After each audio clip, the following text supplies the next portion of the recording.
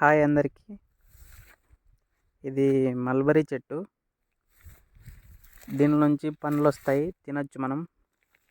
ఇదిగో చూడండి, ఇది ఇంకా కొంచెం బ్లాక్గా అయితే తినడానికి బాగుంటాయి, లేకుంటే ఇలాగే తినచ్చు, కానీ ఇవి పుల్లగా ఉంటాయి. వీటి ఆకుల్ని పట్టుపురుగులకి మేతగా వేస్తారు. ఇవి తినే అవి బాగా పెరుగుతాయి.